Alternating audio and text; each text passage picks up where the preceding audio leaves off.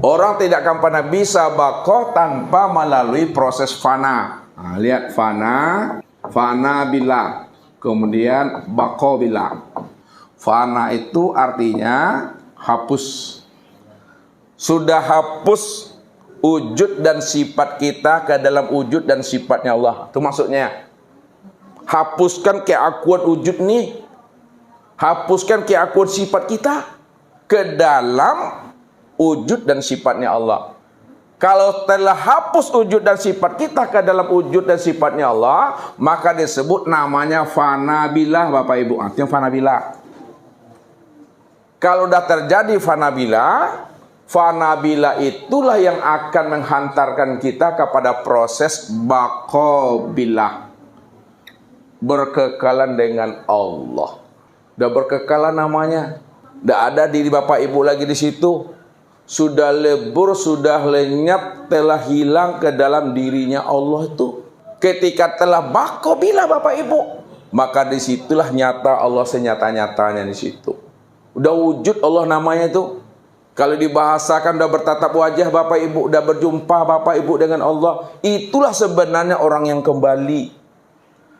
Jadi yang Ustadz bilang, kembali itu jangan Bapak Ibu artikan kembali kepada Allah itu seperti kita menemui sahabat kita. Ya, kita di dunia, kan gitu. Ya. Nanti meninggal kita. Ketika kita meninggal, apakah kita kembali menemui Allah itu berjalan kayak kita menemui sahabat kita nanti di sana? Tidak seperti itu Bapak Ibu. Kalau bahasa syariatnya kembali, ya seperti itu. Pak Wan dengan Pak Jul dari Padang ke sini. Dari sini tentu kembali lagi ke Padang. Secara syariat benar prosesnya, benar contohnya. Tapi contoh yang sebenarnya untuk kembali kepada Allah bukanlah seperti kembalinya Pak Wan dan Pak Jul ini kembali ke Padang. Tidak seperti itu maksudnya. Makna kembali kepada Allah itu yang sebenar-benarnya Bapak Ibu. Pada saat Bapak Ibu telah mengenali akan diri. Ketika Bapak Ibu sudah kenal dengan diri Bapak Ibu telah betul-betul fana. Ketika diri Bapak Ibu telah fana, ketika itulah Bapak Ibu telah kembali kepada Allah. Maksud kembali kepada Allah, sudah menyadari sesadar-sadarnya, sudah paham sepaham-pahamnya bahwa Allah itulah yang diriku inilah yang nyatanya wujud Allah. Jadi Allah yang mengatakan akan dirinya sendiri. Kalau Allah yang mengatakan akan dirinya sendiri, akulah yang Allah, maka tidak ada siapapun yang bisa protes kepada Allah, karena Allah yang mengatakan dirinya Allah.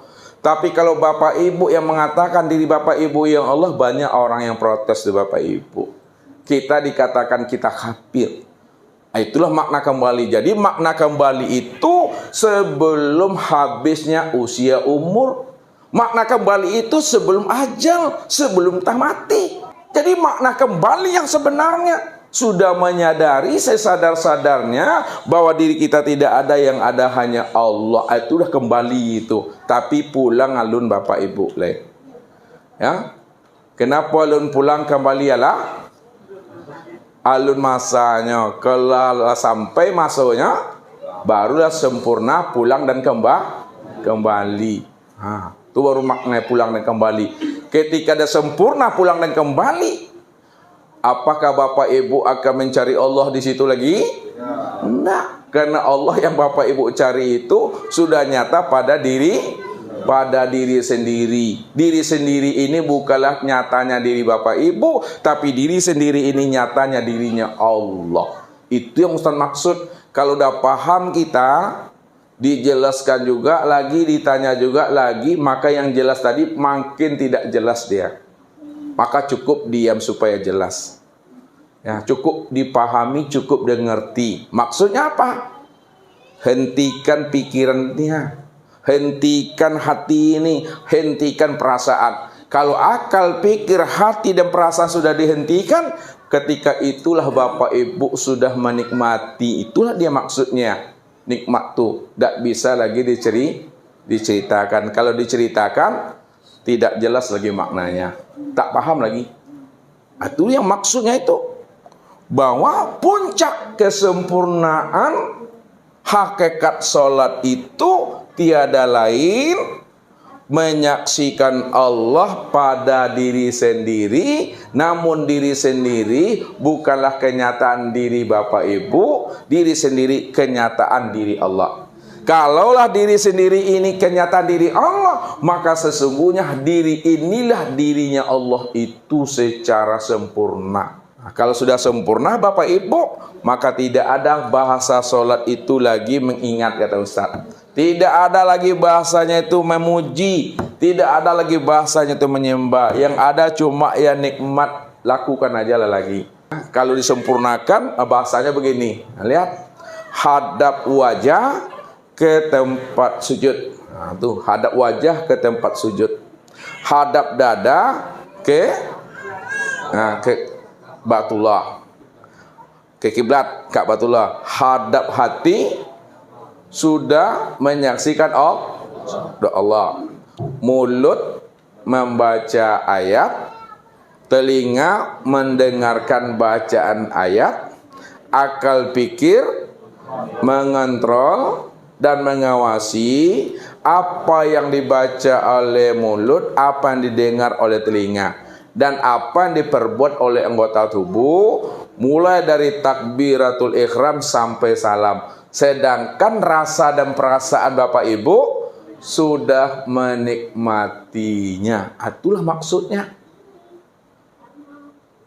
Andai kata terjadi di dalam sholat, pikiran, hati, perasaan Bapak Ibu malalanya, painya ke mall, ya painya ke kampuang, menengok anak, menengok manantu, aba acaro mengembalikan tu balik. Kata Rasul, kalau ada akal pikir, hati dan perasaan peraun, malala yang malam minggu ini kan, kembalikan dia kepada asalnya. Apa kata Nabi? Kullu shay'in yarji'u ila aslihi. Tiap-tiap sesuatu kembalikan dia kepada asalnya. Kepada asal itu maksudnya apa yang terpandang, apa yang terdengar, apa yang terlintas, apa yang terpikir, apa yang terkhayal, itulah nyatanya wujud Allah. Namun kesempurnaan wujud Allah yang terdengar, yang terpandang, yang terpikir, yang terkhayal sempurna pada diri sendiri. Nah, di situ kembalinya Bapak Ibu. Ya, jadi jelas hadapnya kita itu kepada Allah itu. Jelas kiblatnya. Nah, kalau Ustaz sampaikan kiblatnya, ya, karena Rasulullah Bapak Ibu ketika dapat pengaduan oleh sahabat, karena sahabat ketika hijrah Bapak Ibu menelusuri perjalanan Rasulullah hijrah, beliau ini sampai di suatu tempat, ya, dalam keadaan gelap Bapak Ibu, sehingga mereka belum mendirikan sholat isya. Suasana gelap. Maka ketika gelap itulah sahabat itu mendirikan sholat isya. Ketika itu sebagian sahabat berpikiran bahwa arah kiblat itu ke arah barat. Kata sahabat yang lain, bukan ke barat, kiblat itu arahnya ke timur. Maka terjadilah dua kelompok sholatnya. Ada yang ke barat menghadapnya, ada pula yang ke timur. Masing-masing sholat Bapak Ibu. Sampai di Madinah, maka sahabat itu pun bertanya kepada Rasulullah, ya, siapa yang benar sholatnya arah ke barat atau ke timur? Ketika itulah turun firman Allah, walillahil masyriq wal maghrib fa aina ma tuwallu fasamma wajhullah. Barat dan timur aku yang punya, kemanapun kamu hadapkan wajahmu, ke barat maupun ke timur, maka yang nampak adalah wajahku. Itu secara syariat.